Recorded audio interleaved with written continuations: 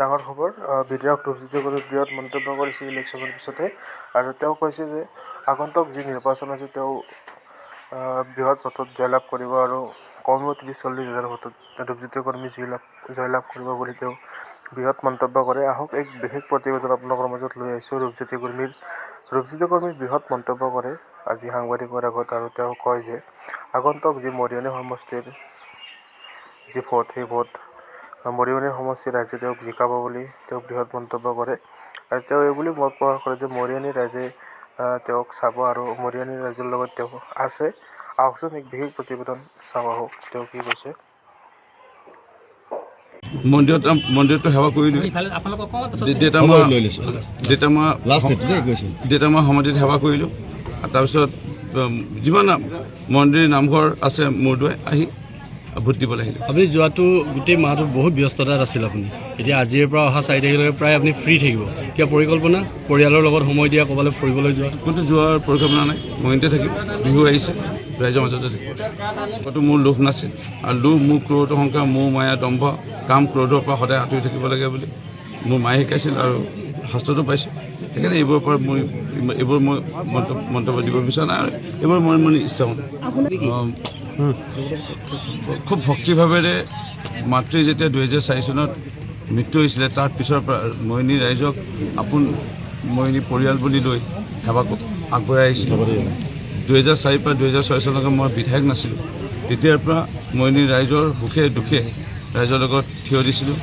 অসম চাহ নিগমৰ চাহ বাগান 5খন বন্ধ হৈ যোৱা সময়ত প্ৰতিবাদ কৰি চাহ বাগান খোলাৰ ব্যৱস্থা গ্ৰহণ কৰা, ধুধুৰালি যেতিয়া জয়প্ৰকাশ চাৰিআলিৰ পৰা আমগুৰি দলঙলৈকে বিধ্বস্ত হৈ আছিল আৰু সেই দিন পানী এটোপাল নাখাই অনশন কৰি ধুধুৰালিৰ কাৰণে পুঁজি আনি নিৰ্মাণ কৰা, অসম নাগালেণ্ডৰ সীমান্তত বিঅ'পিৰ সক্ৰিয়তা কৰাৰ কাৰণে অসম নাগালেণ্ডৰ সীমান্তত মাত মাতি মই বিধায়ক নোহোৱাৰ আগতে মৰিয়নি সমষ্টি ৰাইজৰ সেৱা কৰা আৰম্ভ কৰি দিছোঁ আৰু 2006 চনত বিধায়ক হৈ প্ৰত্যেক মুহূৰ্তত সুখে দুখে হাতে ভৰিয়ে ধৰি মন্ত্ৰী মুখ্যমন্ত্ৰীক কেন্দ্ৰ চৰকাৰৰ সাংসদসকলক প্ৰধানমন্ত্ৰী বিভিন্ন আঁচনি আনি মৰিয়নি সমষ্টিৰ ৰাইজক সেৱা আগবঢ়াই আহিছিলোঁ।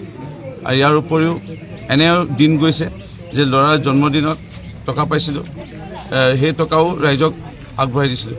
নেদেখাজনে দেখি আছে আৰু যাৰ কাৰণে নেদেখাজনে হয়তো বিচাৰিছে যে মৰিয়নি বিধায়ক ৰূপজ্যোতি কৰ্মীয়ে চুইটেবল বা উপযুক্ত, সেইকাৰণে চাগে বোধহয় মোক বিধায়ক কৰি ৰাখিছে।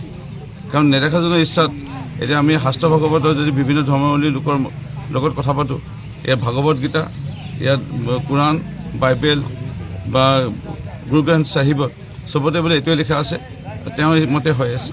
তেওঁৰ মতে মই বিধায়ক হৈ আছোঁ আৰু মোৰ বিশ্বাস তেওঁৰ মতে পুনৰ মই 6 নম্বৰ বাৰৰ বাবে মৰিয়নি সমষ্টিৰ বিধায়ক হ'ম।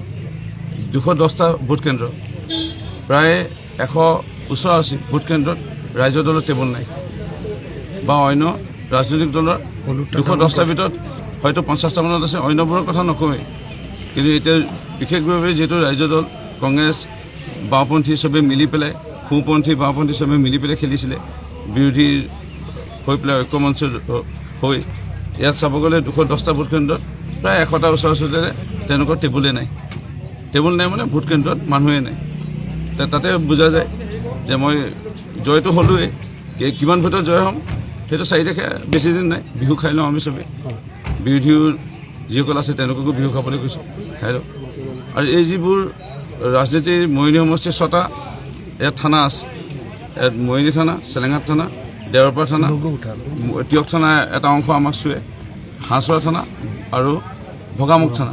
কোনো থানাতে এটা কেছ নাই, না অন্য দলে আমাক ওপৰত কেছ দিলে না আমি কেছ দিলোঁ।